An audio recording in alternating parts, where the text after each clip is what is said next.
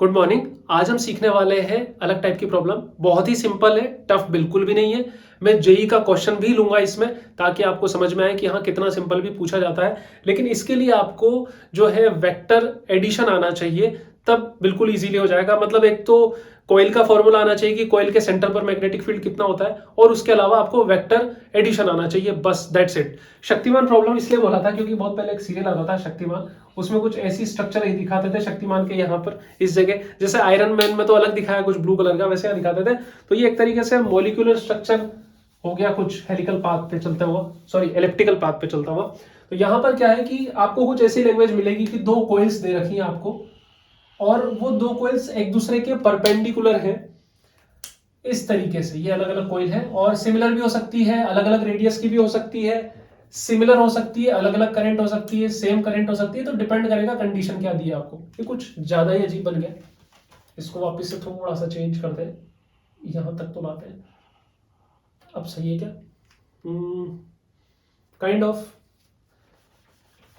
थोड़ा सा और सही करते हैं, अब थोड़ा ठीक है पहले से। तो यहां पर दो कॉइल्स दे रखी है आपको, एक कॉइल अलग है, एक कॉइल है ऐसे, और एक कॉइल है ऐसे, इस तरीके से हो गया। और ये कुछ इस तरीके से कॉइल्स, ये ऐसे नहीं रखी हुई कॉइल्स, इस तरीके से नहीं, ऐसे रखी है परपेंडिकुलर टू द प्लेन, और दूसरी भी ऐसे। अभी इसमें जा नहीं पा रहा, पर मतलब समझ लो कि अब इसके अंदर होता तो किस तरीके से बनता। ऐसे को ऐसा रखना है अंदर बिल्कुल, कि दोनों का सेंटर जो है, सेंटर अलाइन हो जाए, दोनों के सेंटर कोइंसाइड कर जाए, इस तरीके से रखी हुई। अब मान लो कि जो ग्रीन वाली है उसमें करंट इस टाइप से फ्लो हो रही है, तो मैग्नेटिक फील्ड बनेगा। इस जगह कैसे घुमाएंगे, मतलब ये कॉइल है, इसमें करंट ऐसे फ्लो हो रही है, ऐसे ऐसे एंटी क्लॉकवाइज, मतलब डॉट नॉर्थ, मतलब यहां से मैग्नेटिक फील्ड कैसा निकलेगा, इस तरीके से। और ये इसको लिख देता हूं मैग्नेटिक फील्ड को। और ऐसे ही मान लो इसमें इसमें इस तरीके से करंट फ्लो हो रही हो, तो ऐसे इस तरीके से। ये भी कैसा हुआ, इस तरीके से नॉर्थ, क्योंकि ये भी कैसा है एंटी क्लॉकवाइज, तो मैग्नेटिक फील्ड कैसा होगा, ऐसा होगा। मतलब अगर यहां मैग्नेटिक फील्ड बनाने लगूं तो इसकी वजह से मैग्नेटिक फील्ड होगा ऐसा, और इस ग्रीन वाले की वजह से मैग्नेटिक फील्ड होगा ऐसा। ये ग्रीन वाले का मैग्नेटिक फील्ड है, जैसे अगर ये कॉइल 1 है तो ये B1 है, और अगर ये कॉइल 2 है तो ये B2 है। आपसे पूछा जाएगा कि इस कॉइल के सेंटर पर मैग्नेटिक फील्ड बताओ। देखो अगर ये अकेली कॉइल होती तो इसके सेंटर पर मैग्नेटिक फील्ड कितना होता। किसी भी कॉइल जिसकी रेडियस r हो, करंट I फ्लो हो रही हो, रेडियस r हो, उसके सेंटर पर मैग्नेटिक फील्ड B होता है μ0I/2r।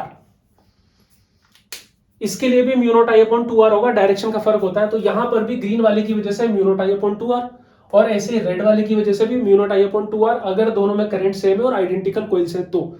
लेकिन मान लिया कि इसके लिए जो मैग्नेटिक फील्ड है वो है μ0I1/2r, अंतर हो सकता है ना, 2r1 ले लिया, और इसके लिए हो गया μ0I2/2r2। वो भी कोई इशू नहीं है, हम वैल्यूज डालेंगे, आंसर निकालेंगे। लेकिन जो यहां पर मेन चीज है वो ये है कि आपको रिजल्टेंट निकालना है सेंटर पर। तो अब आप सब कुछ भूल जाओ, सिर्फ ये ध्यान रखो कि B1 ऐसे है और B2 ऐसे है। B1 और B2 के बीच में एंगल कितना है, 90 डिग्री है। अब आपको रिजल्टेंट निकालना है, पता है रिजल्टेंट निकालने के लिए क्या करते हैं, याद आया कुछ, पैरेललोग्राम लो, या एन का रिजल्टेंट मान लो BR, बिहार नहीं BR। तो BR जब रिजल्टेंट आया वो क्या आएगा, B1 square plus B2 square plus 2B1 B2 cos 90 degree, 90 क्योंकि दोनों के बीच में 90 डिग्री एंगल है इसलिए। अब आपको समझ में आ रहा है कि जब 90 डिग्री एंगल है और cos 90 कितना होता है, 0 होता है, तो क्यों लिखना है इसको, हटाओ यहां से, cos 90 0 सबको 0 कर देगा। तो क्या हो गया, ये B1 square plus B2 square root में, ये इसका आंसर आ जाएगा इस तरीके से। तो समझा बात को कि B1 B2 निकालना है, वैल्यूज डालनी है, और यहां तो सिर्फ क्या है, वेक्टर। 11th क्लास की फिजिक्स काम आ गई। कई बार ऐसा हो सकता है कि जरूरी नहीं है कि इन दोनों के प्लेन एकदम एग्जैक्टली 90 डिग्री पे हो, कई बार ऐसा भी हो सकता है कि आपको कुछ एंगल वो दे दे। वैसे बहुत मुश्किल है, पर इतना सॉल्व करना मुश्किल नहीं है, उसको इजी है। जैसे ये कॉइल है और ऐसे ना होके ऐसे दे दी कुछ इस तरीके से, तो ये जो कॉइल 1 है इसकी वजह से मैग्नेटिक फील्ड B1 है, और ये कॉइल 2 है इसकी वजह से मैग्नेटिक फील्ड B2 है। मान लो दोनों के बीच में एंगल 60 डिग्री है, तो कर सकते हैं ना, वापस से रिजल्टेंट जब निकालोगे BRO क्या आएगा, B1 square plus B2 square plus B1 B2 2B1 B2 cos 60 degree root में। सिंपल, बिल्कुल सिंपल चीज चल रही है अभी तक। क्यों? क्योंकि देखो ये है B1 और ये है B2 और ये इनके बीच में एंगल है 60 डिग्री। आ रहा है कुछ कुछ समझ में? बहुत ही सिंपल चीज थी, हमें बस कॉइल का फॉर्मूला पता होना चाहिए कि उसके सेंटर पर मैग्नेटिक फील्ड कितना आएगा और कहां मैग्नेटिक फील्ड बन रहा है। फिर कॉइल को भूल जाओ, सिर्फ किसको याद रखो, मैग्नेटिक फील्ड को याद रखो, मैग्नेटिक फील्ड कहां बन रहा है, और आंसर 100% आएगा। कोई रोक ही नहीं सकता उसको, क्योंकि हम कंसेप्चुअली बिल्कुल सही है। अब मैं लिखता हूं क्वेश्चन, तब आपको ज्यादा समझ में आए। सबसे पहले सिंपल क्वेश्चन से शुरुआत करते हैं, जैसे कि टू आइडेंटिकल कॉइल है, टू आइडेंटिकल कॉइल्स जिन दोनों में करंट भी सेम है, सेम करंट फ्लो हो रही है,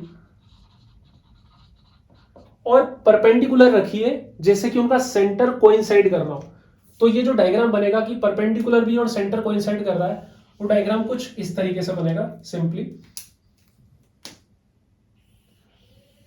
ये दोनों में करंट सेम फ्लो हो रही है। मान लो इसमें जो करंट फ्लो हो रही है वो ऐसा हो रही है, मतलब दिया होगा आपको कि ये करंट ऐसे फ्लो हो रही है I, और इसमें करंट फ्लो हो रही है I इस तरीके से। तो जब इसमें ग्रीन वाली में ऐसे करंट फ्लो हो रही है, अभी हम कर चुके हैं, ऐसे हाथ घुमाना है, कॉइल में ऐसे करंट फ्लो हो रही है इस तरीके से, ऐसे रखी हुई है कॉइल, तो हाथ ऐसा घूम रहा है, तो ऊपर की तरफ बनेगा मैग्नेटिक फील्ड। तो यहां पर ये हुआ, सेंटर पर आपको मैग्नेटिक फील्ड निकालना है, और ऐसे ही इसकी वजह से राइट साइड में होगी रेड वाली की वजह से। ठीक है, ये अगर कॉइल 1 है तो ये B1 हो गया, और ग्रीन वाली कॉइल 2 है तो ये B2 हो गया। अब क्योंकि हमें पता है कि किसी भी करंट कैरिंग कॉइल के सेंटर पर जो मैग्नेटिक फील्ड होता है B इक्वल्स टू वो होता है μ0I/2R। यहां पर रेडियस सेम है दोनों की, क्योंकि आइडेंटिकल है, और दोनों में करंट भी सेम फ्लो हो रही है। मतलब हम बोल सकते हैं कि B1 और B2 का जो मैग्नीट्यूड है, अमाउंट है, वो सेम होगा, उसको B के इक्वल ही मान सकते हैं।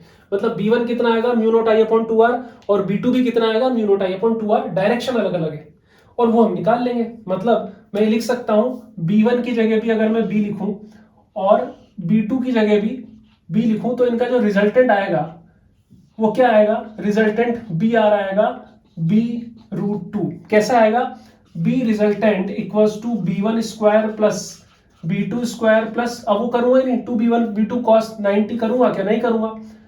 B1 लिखते लिखते B क्यों लिख दिया, दोनों सेम है, तो 2B स्क्वायर रूट में आएगा 2B स्क्वायर, B स्क्वायर बाहर आ जाएगा रूट से और अंदर रह जाएगा। तो आपको याद होना चाहिए कि जब भी 90 डिग्री पे सेम अमाउंट के वेक्टर्स हो तो B√2 आंसर आता है, और B की वैल्यू क्या है μ0I/2R√2। आप काट भी सकते हो, नीचे √2 भी आ सकता है, कोई इशू वाली बात नहीं है। और अगर आपसे एंगल पूछ लिया जाए तो जो रिजल्टेंट होगा वो 45 डिग्री एंगल बना रहा होगा B1 से, या वही 45 डिग्री एंगल बना रहा होगा B2 से भी। ठीक है, अब हम जेई में आया हुआ क्वेश्चन करते हैं। चलो, ये क्वेश्चन दे रखा है, two concentric coils each of radius 2 pi centimetre, radius तो सेम है दोनों की, are placed at right angle to each other, दोनों एक दूसरे से राइट एंगल पे रखी हुई है। 3 ampere 4 ampere current are flowing, मतलब राइट एंगल पे रखी हुई कॉन्सेंट्रिक है, इसके अंदर फिट है बिल्कुल राइट एंगल पे, जो हम बनाते आ रहे हैं वैसा ही है। इतना ही आपको हिंट मिलेगा किसी भी क्वेश्चन में, बाकी फिर आपको समझना पड़ेगा एग्जाम में भी। ये एक कॉइल है और ये दूसरी कॉइल है, दोनों बिल्कुल सेम साइज की है। ठीक है, बन जाए बस, ओके, ये हो गया। और दोनों ऐसे रखिए जैसे इनका सेंटर कोइंसाइड हो रहा है, बिल्कुल यहाँ पर सेंटर है इसका। एक में 3 एम्पियर करंट है, एक में 4 एम्पियर करंट है। ग्रीन वाली में 3 एम्पियर करंट है और ब्लू वाली में 4 एम्पियर करंट है।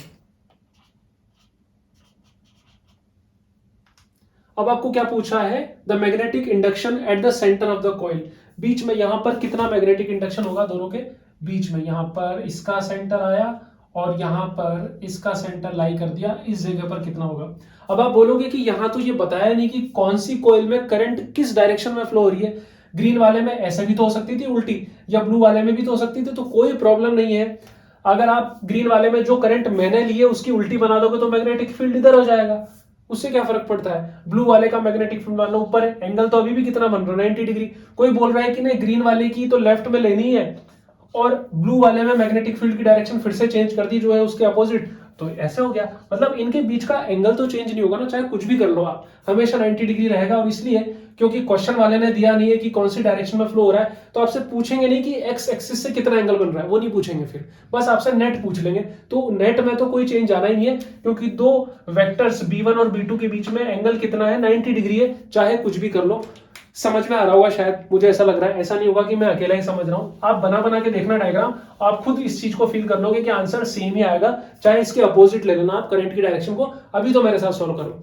तो यहां पर ग्रीन वाले में जो डायरेक्शन आएगी वो राइट साइड आएगी, आपको पता है इस तरीके से, तो ये राइट साइड आएगी इसकी डायरेक्शन, ये आ गई यहां पर। और ब्लू वाले में डायरेक्शन, क्योंकि इसमें भी कैसा है एंटी क्लॉकवाइज, तो ऊपर की तरफ आएगी ब्लू वाले में, तो उसकी डायरेक्शन भी ऊपर आ जाएगी। इसको भी ले लेते हैं यहां से, ब्लू से बनाना है ना, ये लो ब्लू से। ये है मान लो B1 जो है ग्रीन वाले की वजह से है, तो इसको छोटा बनाता हूं क्योंकि 3 एम्पियर करंट है ना, ये हो गया B1। और B2 जो है 4 एम्पियर वाले करंट की वजह से करंट ज्यादा है तो मैग्नेटिक फील्ड ज्यादा होगा, ये हो गया B2। हमें ये भी पता है कि B equals to μ0I/2R, radius तो सेम है, म्यू0 सबका सेम है, करंट जिसमें ज्यादा मैग्नेटिक फील्ड ज्यादा, तो ग्रीन वाले में 3 एम्पियर करंट है तो उसकी वजह से मैग्नेटिक फील्ड B1 है वो कम आएगा, और B2 वाले में 4 एम्पियर करंट है तो मैग्नेटिक फील्ड ज्यादा आएगा। वैल्यू भी निकाल लेते हैं, B1 आएगा μ0I, कितनी है ग्रीन वाले में 3 एम्पियर अपॉन 2R, R कितना है 2 पाई, और सेंटीमीटर में है मतलब 10⁻⁻2 मीटर, इसको कन्वर्ट कर लेना। तो ये कितना आ गया, ये आ गया 3 μ0/4 पाई, देखो μ0/4 पाई, और ये 10⁻2 ऊपर लिख सकता हूं मैं इसको, कोई इशू थोड़ी है इसमें। μ0/4 पाई, देखो μ0 की वैल्यू दी है 4 पाई इंटू 10⁻⁷, समझा देता हूं इसको भी। μ0 इज इक्वल टू है 4 पाई इंटू 10⁻⁷, तो μ0/4 पाई कितना होगा, अगर LHS में 4 पाई का डिवाइड लगाओगे तो RHS में भी 4 पाई का डिवाइड लगेगा, तो μ0/4 पाई की वैल्यू 10⁻⁷ होगी। तो यहां पर मैं लिख सकता हूं 3 इंटू 10⁻⁷ मल्टीप्लाई बाय 10⁻+2, तो यहां पर आ कितना जाएगा, ये 10⁻⁷ और 10⁻+2 ऐड होंगे, ऐड होके बड़े वाले का साइन आएगा, तो आ जाएगा 3 इंटू 10⁻⁵ टेस्ला या वेबर पर मीटर स्क्वायर। एक और चीज जो मैं बताना भूल गया, यहां पर मैग्नेटिक इंडक्शन पूछा है आपसे। मैग्नेटिक इंडक्शन मतलब मैग्नेटिक फील्ड ही होता है या इंटेंसिटी ऑफ मैग्नेटिक फील्ड ही होता है। मुझे कैसे पता लगा, यूनिट देख के, वेबर पर मीटर स्क्वायर या फिर टेस्ला। ठीक है, B1 आ गया। अब हम B2 निकालते हैं। B2 इज इक्वल टू हो जाएगा 4 μ0। अब आप समझते हो रेडियस सेम है, सब कुछ नीचे का प्रोसेस सेम चलेगा। ये आ गया 4 पाई और 10⁻+2, तो आ जाएगा 4 इंटू 10⁻⁵ टेस्ला। यहां तक ठीक है। मतलब अगर मैं इसको ऐसे लिखना चाहूं, यहीं पे लिख देता हूं, चलो, ये है B1 कितना आया, B1 आया है 3 इंटू 10⁻⁵ टेस्ला, और B2 जो है वो ज्यादा आया, B2 जो आया है वो आया है 4 इंटू 10⁻⁵ टेस्ला। और रिजल्टेंट जब निकालना है, रिजल्टेंट ऐसा होगा 45 डिग्री पे होगा इससे, और दोनों के बीच में एंगल कितना है 90 डिग्री। 90 डिग्री होता है तो cos 90 0, तो पूरा हम लिखते नहीं है। रिजल्टेंट मैग्नेटिक फील्ड जब हम निकालेंगे तो वो क्या आएगा, B1 square plus B2 square. जो थोड़ी बहुत प्रैक्टिस करते हैं उनको पता होगा पाइथागोरियन ट्रिपलेट, अगर एक 3 एक 4 है तो दूसरा 5 ही आने वाला है।